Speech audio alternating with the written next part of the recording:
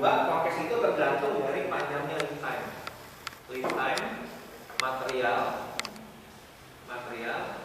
dan lead time produksi. Umpamanya gini, saya untuk mendatangkan material impor sama proses produksi butuh waktu katakanlah karena jauh 3 bulan. Berarti saya mesti nanti 3 bulan ke depan kan? Karena kalau saya cuma seminggu bisa disebarkan pakai airframe kan? Iya, seperti itu. Ya, jadi kenapa perlu forecast ya itu tadi karena lead time-nya juga sama.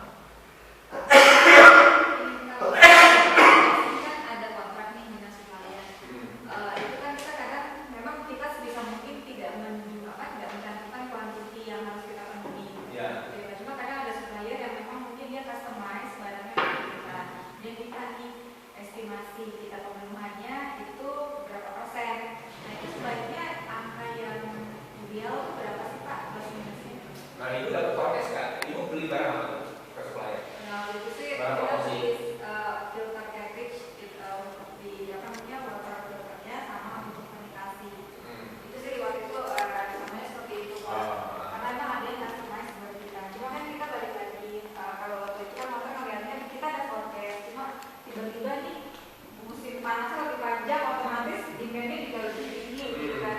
Dan itu yang agak sulit itu kita predict orang farmnya juga mereka kesulitan gitu membeli proyek. Dan akhirnya saya cuma ya udah kira-kira nanti ada kebutuhan berapa apa namanya plan lagi tambah saya tambahin cuma dari kita kan nggak mau Pak supaya ada quantity yang besar cuma mereka tetap minta gitu.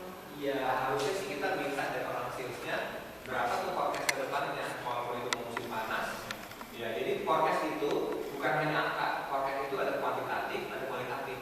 Kualitatif itu tadi umpamanya nih kayaknya musim panasnya bakal segini, oh berarti pemakaiannya bakal seperti apa. Nah itu mesti masukin dan itu diberikan ke si supplier.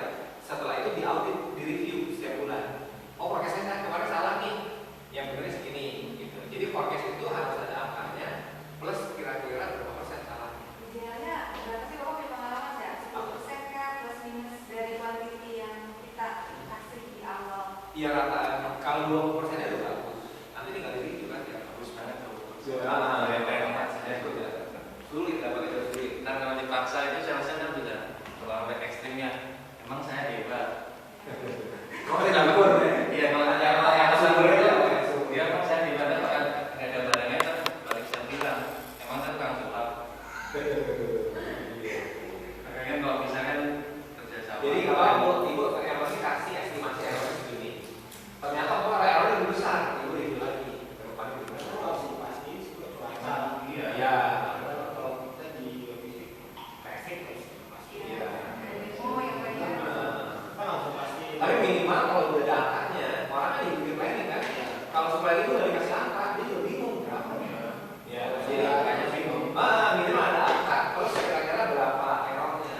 Itu yang penting. Error yang dibuat misalnya 22% Itu juga biasanya harus 25%. buat dasar planning dia, mereka kan planning produksi, planning di material. Kemudian untuk meningkatkan komunikasi dan integrasi dari tim planning. Nah biasanya tuh setiap bulan mereka tuh ngumpul yang planning, ya. Jadi ada namanya sales operation plan. Itu yang saya bahas ya. Ada namanya sales and operation plan meeting. Ya, nah ini adalah meeting antara orang sales, marketing, produksi, purchasing,